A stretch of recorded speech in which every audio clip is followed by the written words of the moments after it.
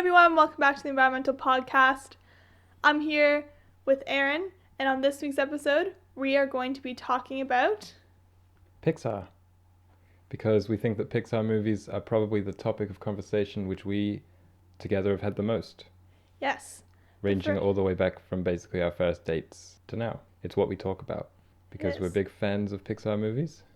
Yeah, I think they're very valuable to children. They were very formative to me, so... Yeah, we've been rewatching them in preparation for this episode, and we were both bonding over how, like when you saw the little lamp before the movie, squeaking out and then jumping on top of the eye. When I was young, I didn't really know what that meant or what a movie studio was, but I just kind of recognized it from movies that I liked and knew that it was a pretty good sign that this was going to be a good movie. So it made me really excited. Yeah, me too. It just kind of got you hyped up, and it was just so cute. I would always laugh at it. Yeah, it was always, I don't know why, I found that funny, even though I'd seen it 10 times before every time. Yeah, I know. I was going through the list in preparation, and that was one thing that stood out to me, how funny they were, and how funny they still are, as we've been rewatching them.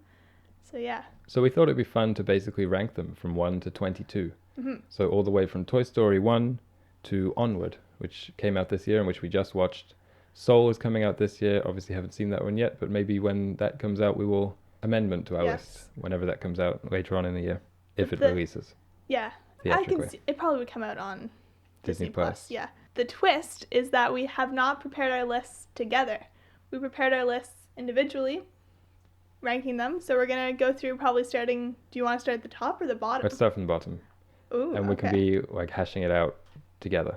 All right. So I'll make a disclaimer. I haven't seen Monsters University. So rather than trying to make an educated guess, as I assume that Elise has done with movies that she hasn't seen, I just decided to omit it from my list. I was going to do that, but then I said then our list wouldn't line up. Well, my list only has 21 movies. All right. So we'll see how that goes. Before we start, some history about Pixar. It began in 1979 as part of Lucasfilm Computer Division. They were known as the Graphics Group. Cool. And they became their own thing in 1986 with help from funding by... Steve Jobs, who became its majority shareholder, and then Disney Pixar, as we know it now, came to be when Pixar was purchased by Disney in 2006 at a valuation of approximately $7.4 billion. That's crazy. So this is one of the things, we won't be leading too much into the heavy conversation today, but that's something I wanted to mention. That kind of centralization of different, really well-known and profitable intellectual properties and franchises underneath Disney. Neither of us are fans of that. No. I think we'd all prefer if Pixar was its own thing. For sure. It would have more freedom to start new, what are they called, IPs? Yeah. Yeah, so I guess they did that with Onward and maybe again with Soul. Yeah. But they wouldn't have had to make all those I do feel sequels, like, maybe. this is just a hunch that I have, that had they not been purchased by Disney, we would have never gotten Cars 2 and 3 or Toy Story 4 or all the merchandising. I'm pretty sure Cars just came to be because of the merchandising. Yeah, for sure. But that's another thing. Anyway, we just weren't a fan of the fact that in box office 2019, 2018, and would be 2020, Disney dominated so much because they just own all the biggest properties. Yeah. I just realized I forgot to put Finding Dory on my list, so... We'll see how that goes. I'll try and fit it in here somewhere. But that's how forgettable it was. Maybe it should be at the bottom. I don't know. So shall we start? Yeah. So the worst movie that I have is Cars 2. And to be honest, it's by a distance. Okay. What have you got on the bottom? Good Dino. The Good Dinosaur? Good Dinosaur. I had that as the next worst. Okay, but you haven't seen Cars 2, okay? I haven't. But you've seen Cars 1. Yes. Let me describe Cars 2 to you. Alrighty. It's Cars 1, but they took the worst character, Tomato. I'm going to put him at the bottom. Or as they say in North America, Tomater. And he was the main character for Cars 2. And he got roped up in a secret super spy thing in Europe. And so, I thought that was a short. Instead of NASCAR, it was Formula 1 racing, basically, in Europe. Mm-hmm. I guess the one redeemable thing is that it's set in Europe, so we get a lot of nice locales. Yeah. But, he's in every scene. Yeah, it's almost unwatchable. No one liked him. No, it was asked awful. for this. It's bad. Okay. I'm gonna. Probably should discuss this first, but that'll be at the bottom of my list. That's my veto. Okay. That's the worst movie. Cars 2 is at the bottom. Cool. The Good Dinosaur, I had the next worst. Mm-hmm. But there was nothing offensive I found about that movie. It was simply incredibly forgettable. Yeah. It was also very derivative. It copied a lot of other movies. Mm-hmm. Off the top of my head, I think it had some Lion King vibes in it. It seemed like the first movie I watched, because when did that come out? Oh, when did that come out? 2015. Oh, okay. I was 15. It was one of the first movies that I was like, this seems formulaic. Like, they've made Incredibly choices formulaic. just so that it would sell. And I was excited. I was like, dinosaur movie. Exactly. We had our dinosaur episode. We haven't excited had about... Land Before Time since Land Before Time. Nothing like that, really. Yeah. I mean, the world did look really good in The Good Dinosaur. Yeah. But do you remember any of the characters' names? No. None of them. It was poor. I remember there was a little caveman kid and they had to reconnect him with his caveman family, so a little bit of Ice Age there, I think. Yeah, a little bit of Jungle Book, maybe. Some of that. Okay, so we agree on the bottom two. Yeah. Next, I had Cars 3 because I just didn't like the Cars Enterprise, but I don't know what Cars 3 was about. Cars 3 was enjoyable, but I'll admit I have a bit of a bias towards Cars. Despite not liking the real life Cars, I like the movie a lot, as we'll see later on. Yeah. But Cars 2, terrible movie all round. Cars 3 has no tomato, set back in, the heartland of America. And it's a nice movie. It has a nice message as well about like kind of getting old and passing the baton and stuff. I watched it in the theaters. All right. It was also really great graphically. I'm telling you, Cars 3 is not the third worst. Because the thing is, the aesthetic about it, I just didn't like anything about it. I hate Cars. I hate Middle America. Middle America. Yeah. What about Brave? That's what I have for third. Really? I have Brave much higher up. What?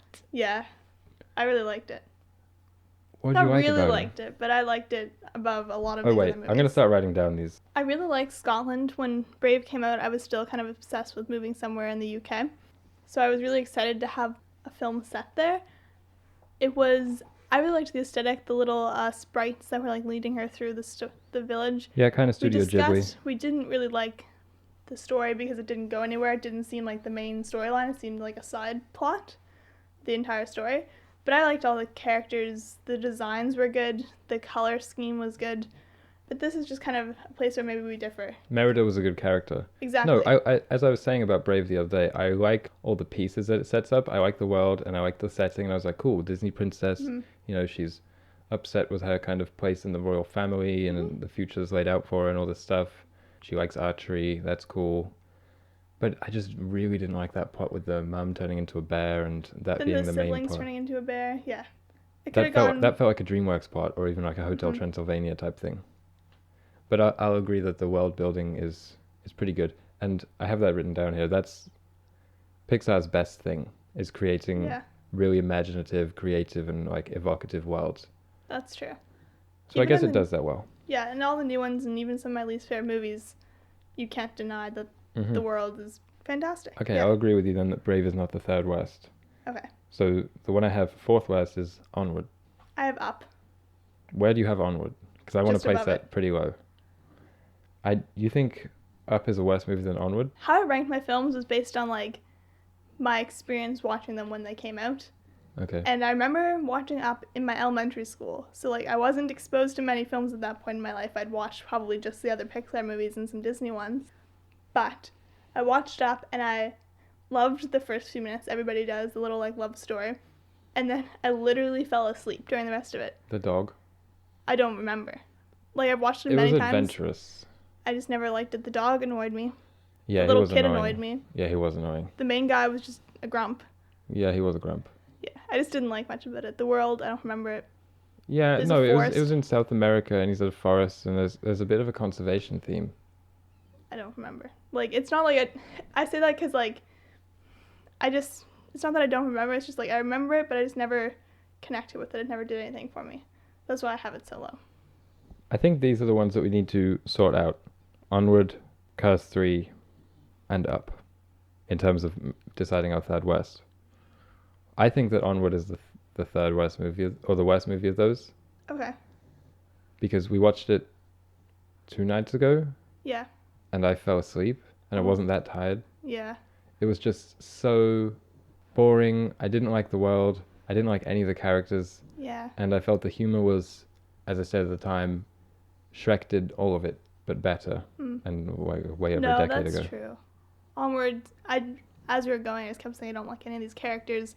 At the end, they seem to have redeemed themselves. Yeah. But just at the time, it's like none of them were fully competent. And I know that's like a thing in kids' movies, like they're learning as they go and everything. But it was just like you had to have one person who was competent. Or likable, at least. Yeah. I wish it had been just set in a medieval world. I wish they just played it straight like that. But they seem kind of incapable of doing that lately. Yeah. I don't know. I think Onward should be I think it should go Cars 2, The Good Dinosaur, Onward. Yeah, that's fair. Go ahead. I'm going to say, though, as Onward started out, we didn't like the prologue.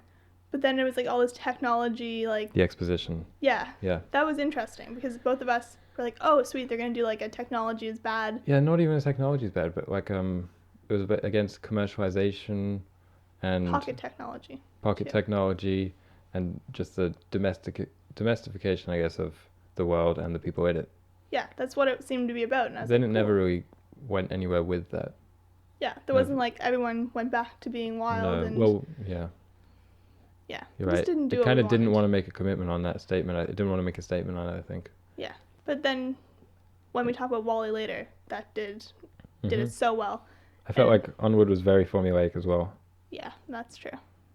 All of the new ones seem to be. Anyway, I'll agree that Onward is the third worst. Okay, going from there, Up. I know I'd rather watch Cars 3 than Up any day of the week. Cars 3 is entertaining throughout, and Up it just drops off a cliff. Yeah, just do that. Then. It was iconic though. I mean, that imagery with the balloons, the old guy, all that stuff. And then I had a thought of putting Monsters Uni below Up. You got to talk about that. I've never seen Monsters University. Well, the thing is, Monsters Inc.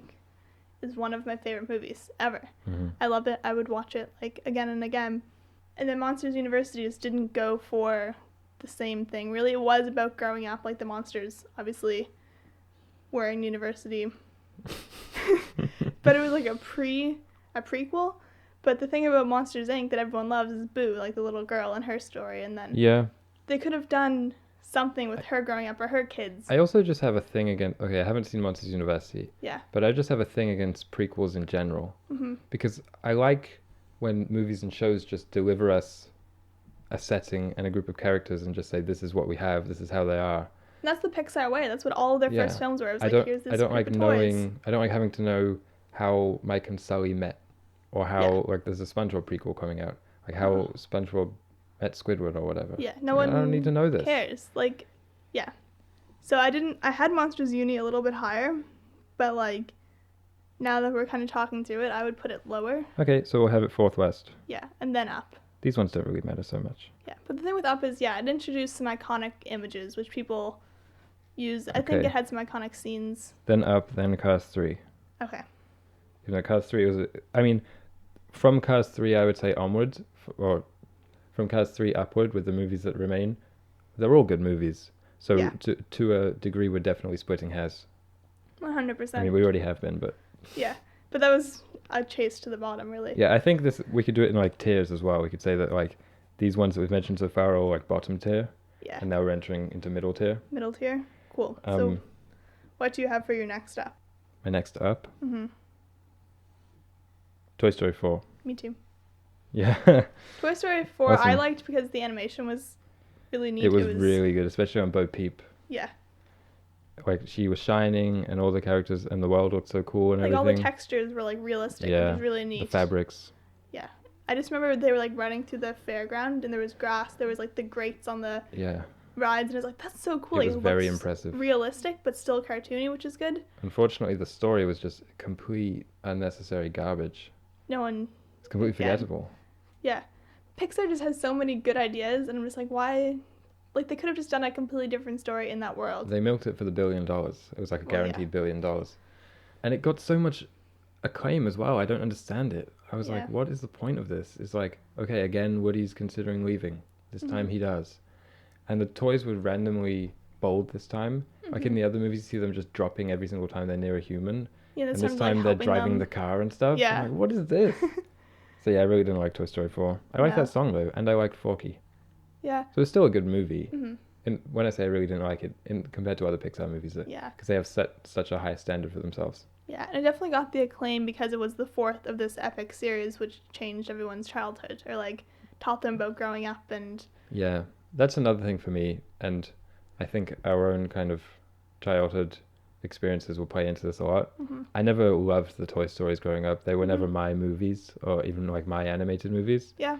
Not so much as Monsters Inc. was. Like, I was obsessed with that movie. Finding Nemo was. Yeah. Bugs Life was. Like, I had really strong attachments to those ones, but not the Toy Stories whatsoever. Yeah, I didn't either. I tried to rank those a little bit more objectively, because I'm like, they had a really important message that kids need to learn. Objective ranking, you say? A little bit objective. In preparation for this episode, I found the Rotten Tomatoes score for each Pixar movie. Oh, okay. But upon recording them, I realized that I should have gotten some kind of critical aggregator, because the Rotten Tomatoes scores are all obscenely high for all of them.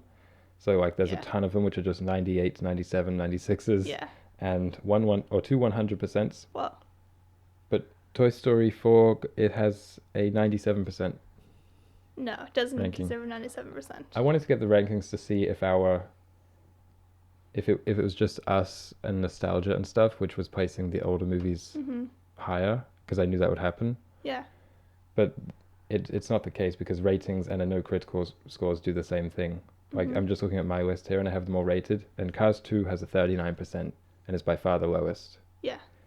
And then Good Dinosaur 76, Brave 78, Cars 3 70, and everything else is in like the 90s and 80s. Okay, so our bottom tier is universally bottom tier. Yeah, pretty much. Cool. Except Onward was loved, which I don't understand, to be honest.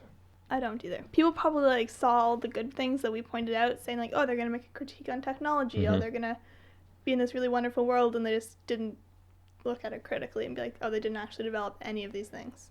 Yeah, that's a good way of putting it. Any of the, they had this entire universe set up, being like, there's all of these mystical characters. Yeah. And then they visit one. And they make her the most boring thing possible.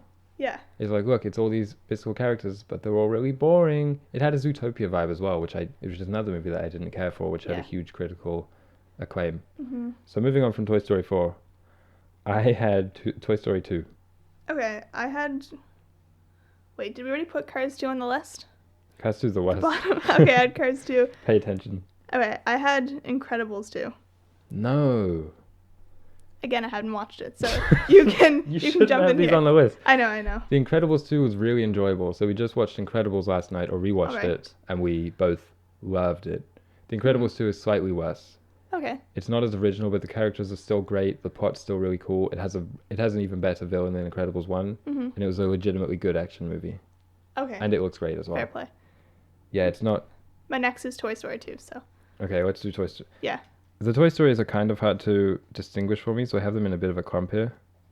But I know that 4 is the worst, and I don't like 2. It's the one with the toy collector. Yeah. I don't really enjoy it so much. Okay, and after Toy Story 2, I have Toy Story 1.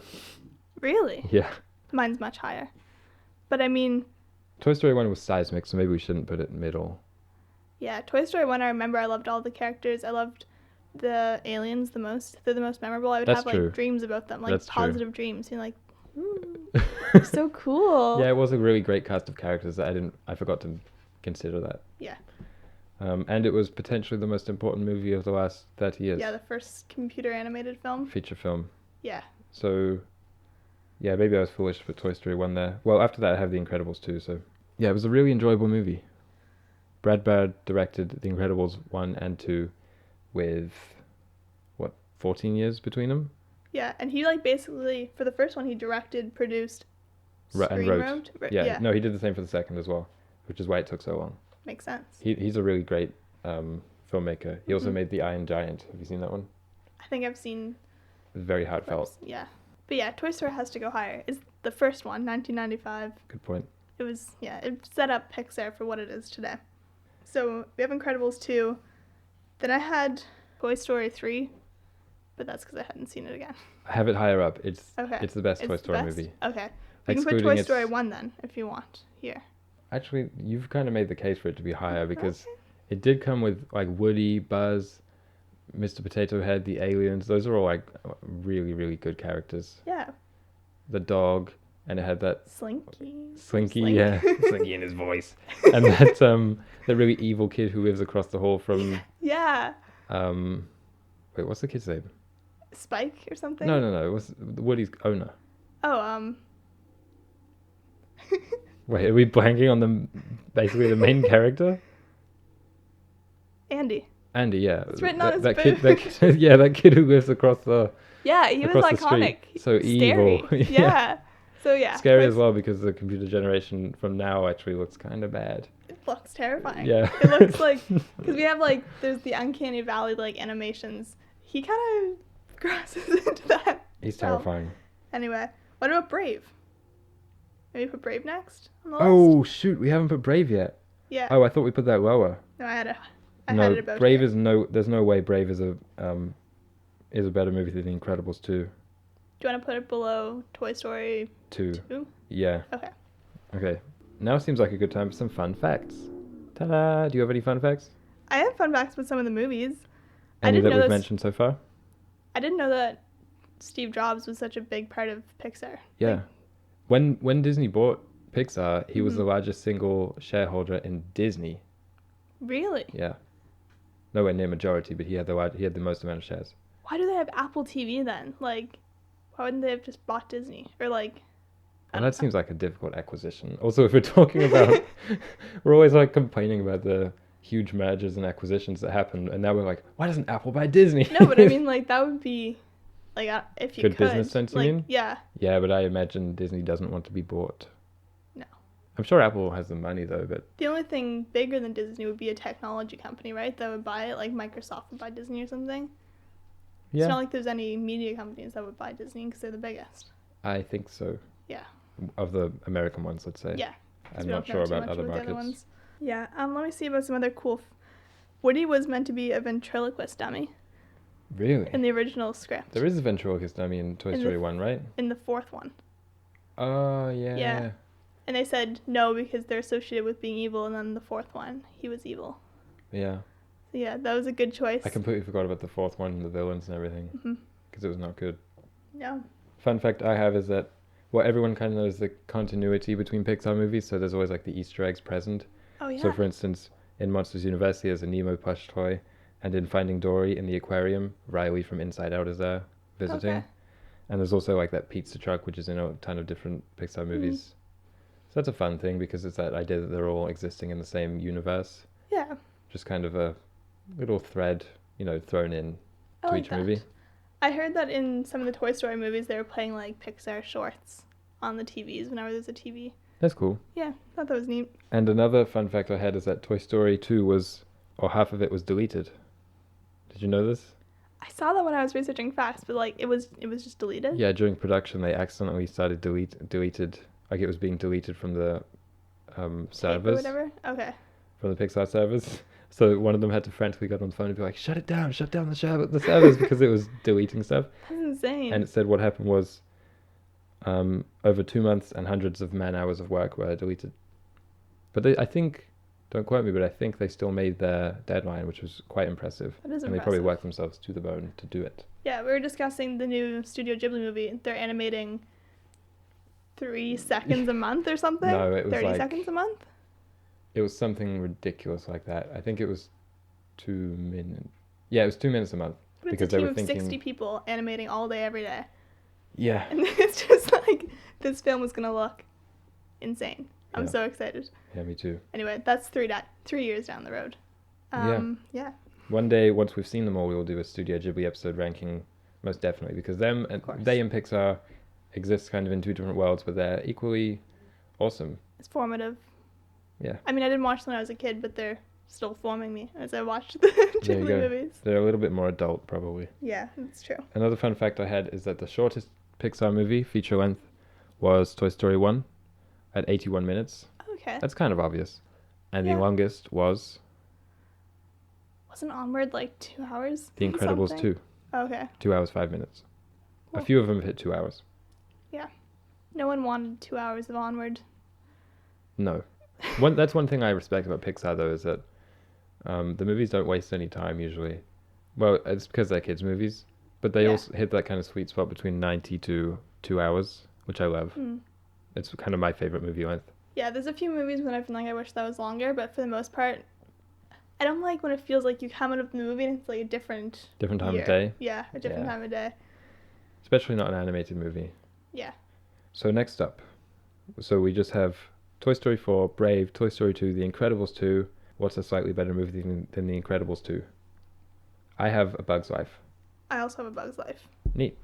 Yeah, I liked the plot of that, and all the characters were interesting again. World was neat. I remember I liked the traveling circus. Yeah, me too. The animation looks quite rough. Yeah. Now, when I was young, I adored Heimlich, the butterfly. Okay.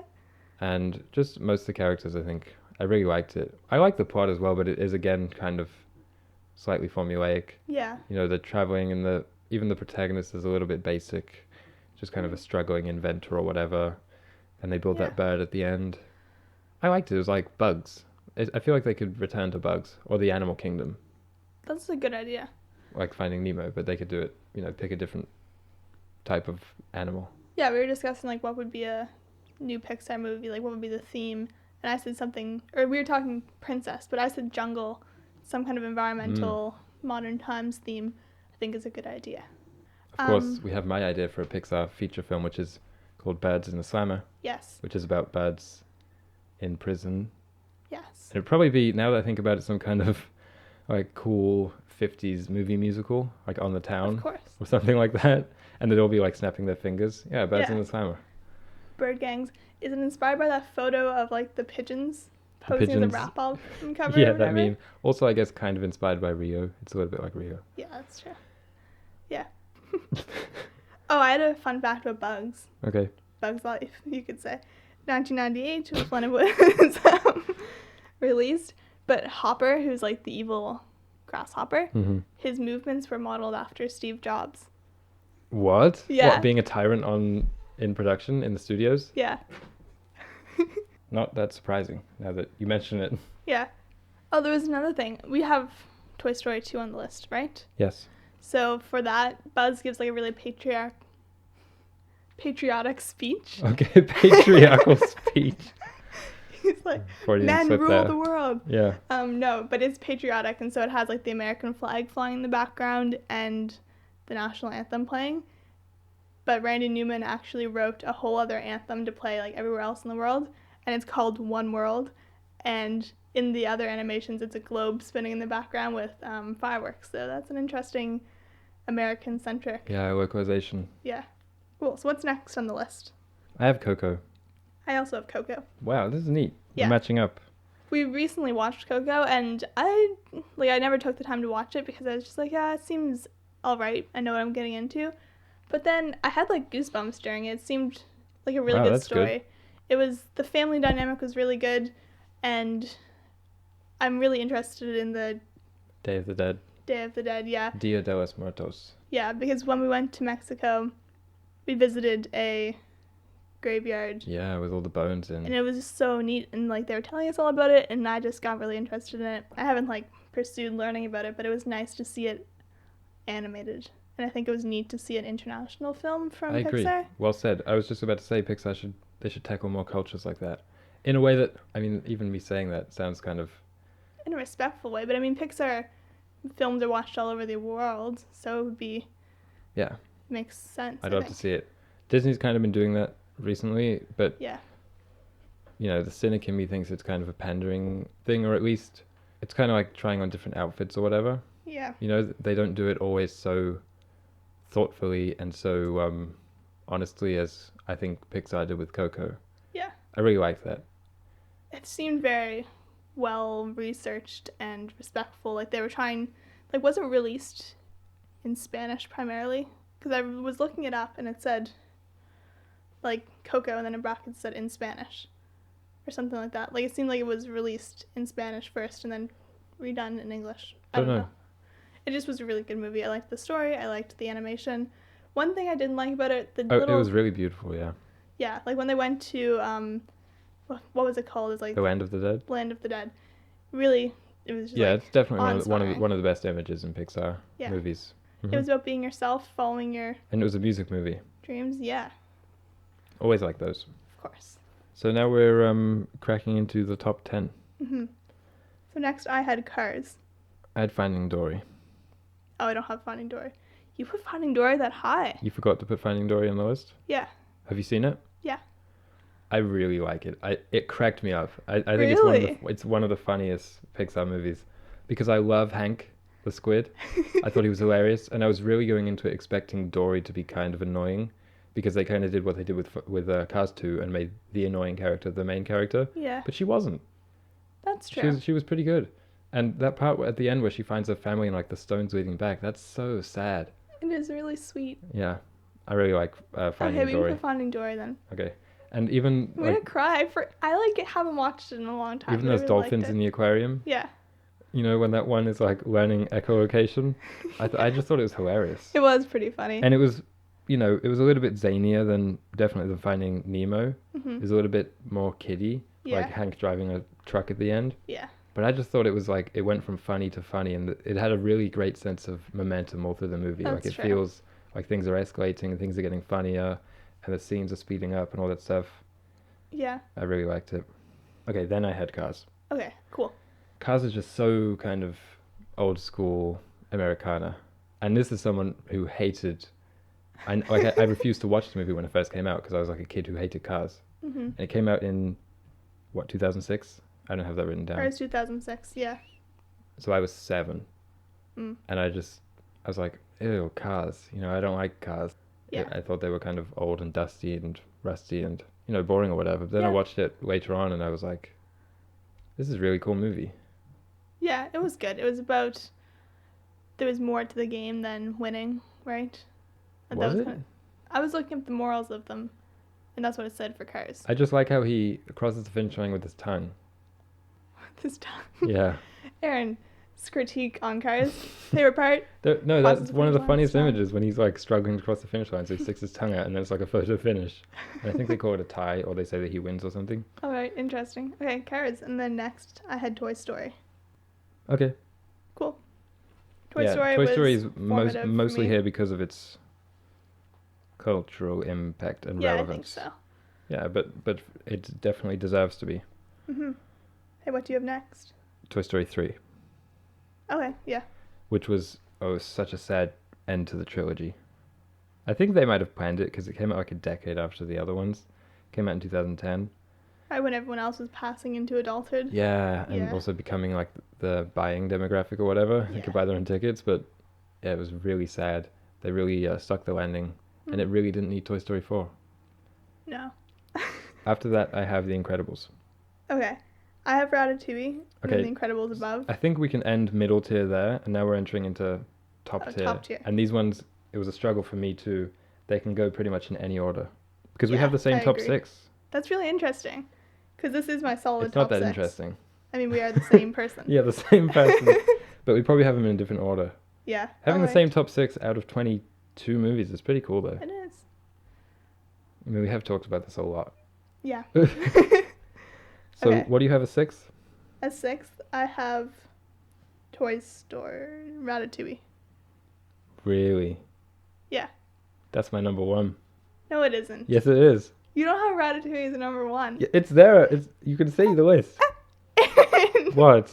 Why? I love it. All right. Okay, let's just say our top 6 then. Because we're not going to match them up and there's no... But the problem is I made these just somewhat hastily and like they could go in any order. But I think Ratatouille is my number 1. Why? It's just so nice. I like Remy. You know I like Remy. You know I want to be Remy. You want to live in the sewers and eat the snacks. You know I like cheese. No, I think it's the movie... I love the speech at the end that the critic gives. I think That's true. It's like the closest thing Pixar made to a movie about art.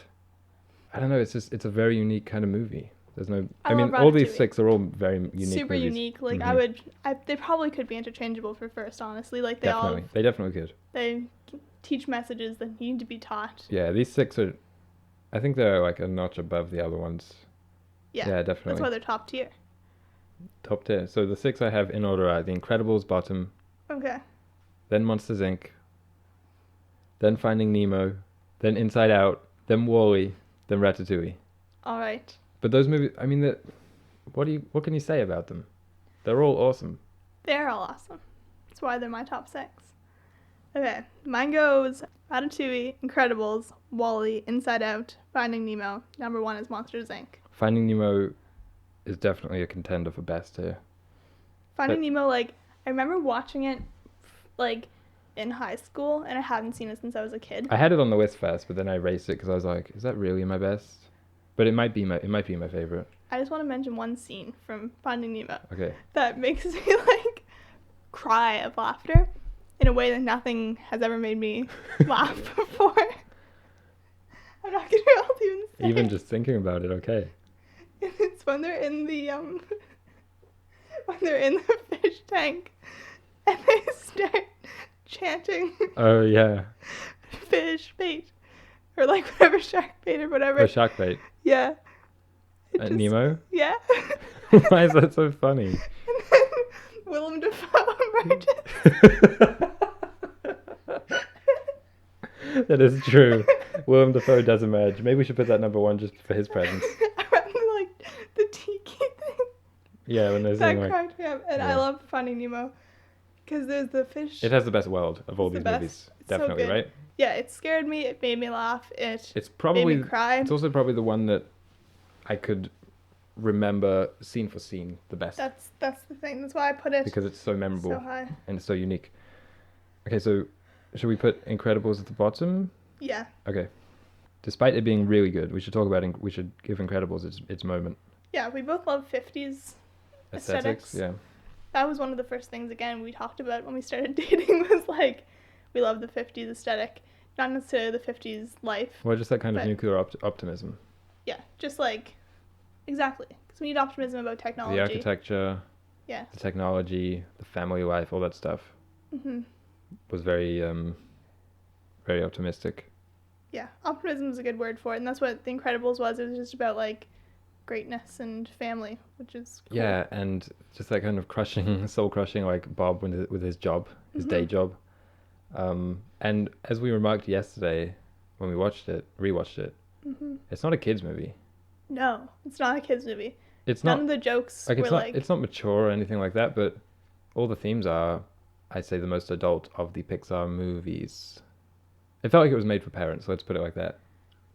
Yeah. I say that about The Incredibles and Ratatouille, actually. They both seem like the most grown-up of the Pixar movies.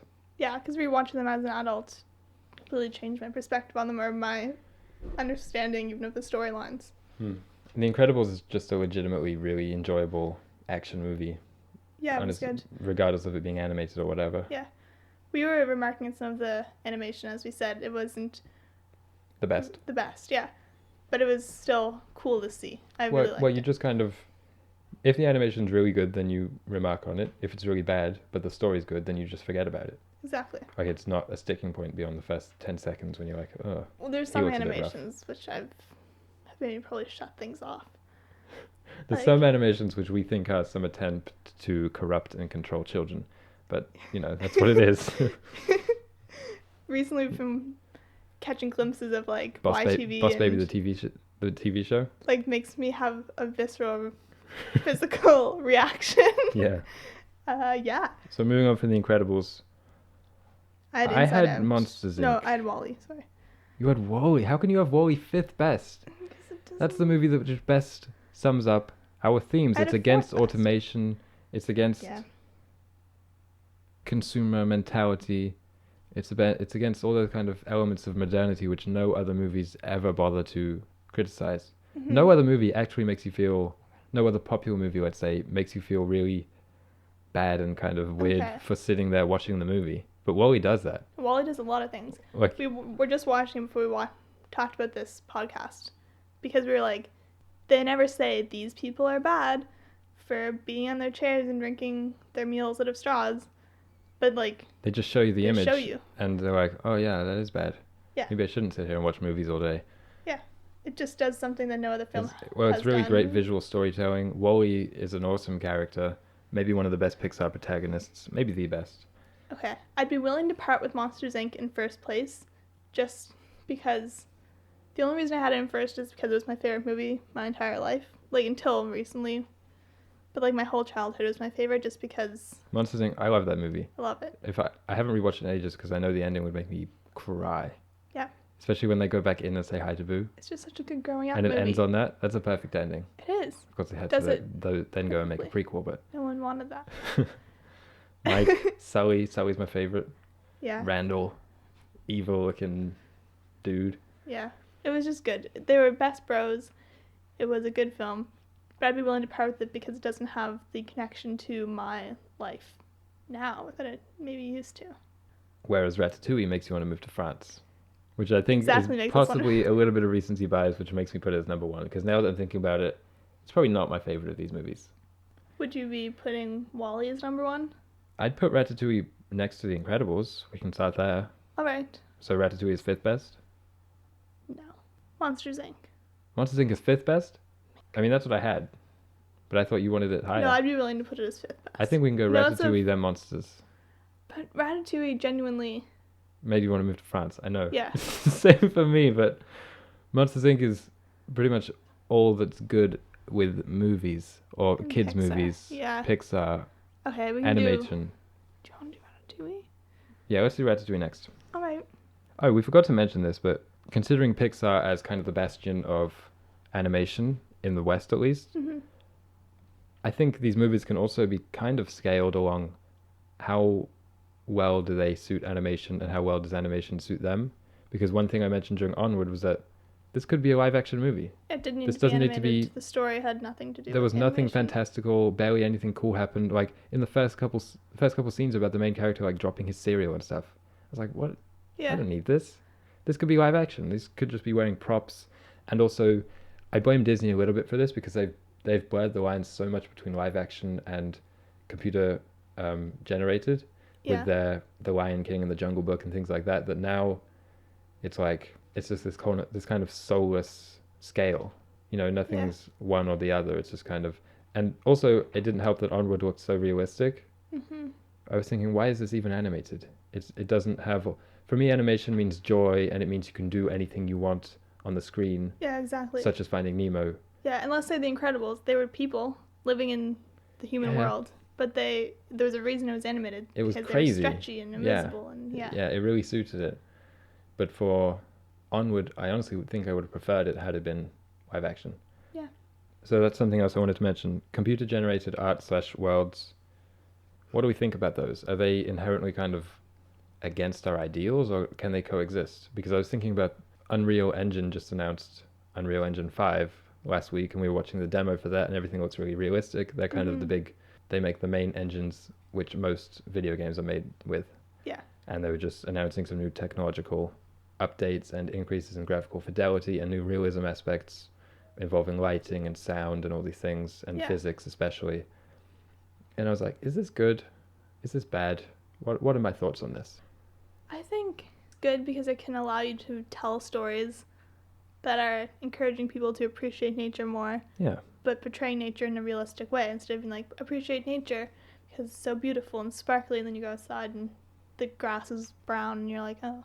But if it's realistic, but it's portrayed in a positive light, then it good point. Encourages good ideas, I think. I think not even for nature-centric stories. It's just in terms of art in general. It allows you to tell really cool stories. That's the whole point. I mean, that's this whole episode. None of these stories would have been able to be told, except maybe Onward, if the technology wasn't there, like Toy Story. It just isn't doable in any other way. So animation in that regard, I think is really cool. I had the notion that maybe this is a little bit soulless, possibly because I was just watching WALL-E and everyone's plugged in and just kind of consuming their media or whatever. But these movies have much more heart and soul than, let's say, the Disney live-action remakes, like Aladdin or like Beauty and the Beast. These films being made had a purpose. They changed people's lives. But remaking Beauty and the Beast, making like the 18th James Bond movie, doesn't really do the same thing. I think these are really good at sparking kids' imaginations. It definitely helped for me. I think so. Which is why all our first conversations probably were based on this, actually. Yeah. Another thing I wanted to mention was streaming, because we just watched a few Pixar movies on Disney Plus, and Onward its theatrical run was cut short because of Corona and was put on Disney Plus. And I was also reading an article about how Trolls World Tour, which was supposed to be released in theaters, did really well on home streaming instead. Yeah. People were like, maybe this is the future of movie watching. You know, we don't have to have the hassle of going to the theaters. It's more personalized and it's more convenient. But that's everything we hate, first and foremost. It makes me upset, I think the movie theaters should feel even more, as they were in the past, like an event when you go there. I don't like how much we know about movies before we go see the movie. Yeah. And it's good to be watching with other people. Yeah. And it's good that we need places to go. It's good that it's scheduled at 7, so you have to be there at 7, and you can't watch the movie on your own whenever you feel like it. That's good. I don't know. It's less convenient, but it's just better. And that's why I like WALL-E as well. Yeah. Because it shows all these things wrong with convenience, but objectively, someone might say, well, the people are all comfortable, they're all happy, you know, they all have whatever food and media they want at a moment's will. Yeah. You know, maybe that's a good life. But we just know instinctively watching those people on WALL-E that it's not a good life. And it's kind of happening to us a little bit. So streaming, yeah, it's not good. I think it has its place, though. Because we're both kind of movie buffs, and we like watching films that we had no chance to go see in theater. Yeah, I mean, in place of a theatrical run, it's not good. No, it is not good in place of a theatrical run. Another thing is just that we were mentioning this with the lamp at the start and how we liked watching that at the start when we were young. Pixar movies feel like events, I think, if they're really good ones. I think Onward doesn't, but the Toy Stories do. You know, if it's Inside Out did, if it's a really good movie and it's an original story, then it feels like an event. And I think it's good for culture when those things happen. Unfortunately, I think they've all been happening under the Disney label recently, all the Marvel movies and the Star Wars movies and things like that, and the Pixar ones. But it's good when those happen. Yeah, and I feel like independent films are picking up speed, picking up attention. Good point. Because when I was younger, like, we never saw independent films, but now we get to see them. Parasite was an theaters. Event. Yeah, Parasite, everyone there was, like, in it together. And same with really any film that we've seen in theaters that was independent, be it at a tiny film festival or, like, it was fortunate enough to get a wide release. Yeah, good point. I'm glad about that, but I hope it keeps going, and maybe they'll start showing even some of the independent, like, Netflix films. Like, if they had shown Marriage Story in theaters, I would have been... Wide release. Yeah, really excited. Would have been awesome. Not that they weren't in theaters, but, yeah, wide release. Back to the list. The top 4 that we have to figure out is WALL-E, Inside Out, Finding Nemo, and Monsters, Inc., which is really difficult. It is. But we're putting Monsters, Inc. next. We say that? Yeah. I feel comfortable doing that. It's not, like, these 6 movies have to go somewhere. I love them all equally, almost. I do feel kind of bad putting it there, but yeah. Yeah, I know. Monsters, Inc. and Finding Nemo are, like... my kids' movies. Like, they were my movies, those two. And you agreed, right? You said, like, those were your 2 that you were, like, really hype about. Never got bored of watching. Meh. The thing with WALL-E and Inside Out was that I didn't love them until I was older. Yeah. Well, I mean, Inside Out didn't come out until we were older, but they have maybe connect more with the adult audience. Maybe they have messages that we believe those Inside 2 messages Out. are, okay, like... let's talk about Inside Out, because we haven't talked about it yet. Saving it for the end. Makes me cry. I'll say that. Yeah. I talked about it on our decade episode. I said it was my favorite movie of the last decade. Yeah. I don't know if that's true, but it's definitely one of them. It's a mental health movie, which there just aren't any There aren't any ones. big, like, blockbuster mental health movies, kids or adult. So for Pixar to make it a kids movie, I just thought it was such a great kind of representation of growing up. Yeah. And, like, everyone has the similar struggles when they grow up, but at the same time really personalized. And I think Inside Out did a awesome job of showing that kind of universal struggle that people face, but also making it unique to Riley and making her feel like a character. Yeah. Like, the 2 biggest issues of the 21st century would be climate change and technology and mental health. And these 2 films do it. And do it for kids. These 2 films? Adults alike. WALL-E and Inside Out. We haven't put Nemo anyway yet. But Nemo doesn't do either of those things. Okay, sorry. I'm grouping these 2 as the social movies? The social movies. With the best morals? Yes. I agree. And then Monsters, Inc. and Finding Nemo. As the wondrous just kids' great movies. Kids' movies. Of course, they have Finding Nemo. I again looked up the moral because I was like, what exactly would it be? And it's like, you looked up the moral to Finding Nemo? It's about letting your kids grow up. You know, no, but this said, like, not living in fear of your kids growing up. Yeah, exactly, because Marvin is so scared all the time. But again, that just makes it a kids' movie. Like, a good kids' movie to watch with the kids. I said the 3 biggest strengths of Pixar are their evocative worlds and their trailblazing of computer technologies. and the way they manage to blend, when they do it, when they're at their best, blending kids and adult entertainment. So well. Yeah. So, yeah. So Inside Out, Finding Nemo, and WALL-E. We have to pick a number one. Yeah. I'll say that Inside Out is my favorite of these right now. I'd say the... But it's not the most... It's if I was to sit down and say, okay, I want to watch that movie and really enjoy it, it would be Nemo. Because Inside Out is just such an experience, and it's a really sad one for me. Despite also being really funny, because I love the character of Anger. He reminds me of myself. when they use him to melt the glass. Yeah. When they go into the abstraction machine. Yeah, that's very you. That movie's so creative. I feel like we could put Nemo first because it best encompasses the 3 Pixar things. The animation is great. True. The world building, we said it was the best world, and it blends adult and children entertainment. I'm fine with that because simply iconic. Bruce, Willem Dafoe, Dory. As Scar. That little starfish guy. Yeah. Don't know his name, but the Man Ray or the Manta Ray. Manta Ray is iconic. School, yeah. Like, it's just, even like those characters that are in there for like 5 minutes, like Ink. A little like, yeah. I remember they came out with Spike the turtle, and also the fish who was spelling directions out. This is also probably some of our nostalgia kicking in. But like, I don't remember characters from movies. I never do. Never remember their names. Possibly the best road trip movie ever. Yeah, I remember almost every single name, every single plot point. Like, I don't do that about films unless it's a film. Because you were really young when you watched it. I was young when I watched most of these. I don't remember Bug's Life. I didn't even think I'd watched it. Then I realized it was one I'd watched like 100 times. Yeah, good point. I think it should go first. I mean, it's already written on the list as first. Yeah, I just wrote it down, number 1. So we have Finding Nemo and then WALL-E. Yeah. Because WALL-E is our movie for the podcast. Yeah. Or the closest thing to it. And then Inside Out. Sounds good to me. Okay, guys, so the final list is Finding Nemo, WALL-E, Inside Out, Monsters, Inc., Ratatouille, The Incredibles, Toy Story 3, Toy Story, Cars, Finding Dory, Coco, A Bug's Life, The Incredibles 2, Toy Story 2, Brave, Toy Story 4, Cars 3, Up, Monsters University, Onward, The Good Dinosaur, and Cars 2. Definitely, we definitely favored the older movies. Mm-hmm. Inside Out being the kind of exception, 2015, and it's one of the very best. It is. But I don't think that was nostalgia. I think the older movies were better. I think so. I think they had more thought put into them. I think they were more unique. You know, they weren't so formulaic. Yeah. I think they were more creative, and I think they weren't so profit-driven. Mm-hmm. Yeah, each one feels like kind of a piece of art. I think so. I just looked at my page, another fact, which I feel like is relevant to the podcast and to this list. Okay. An interesting way to kind of wrap it up.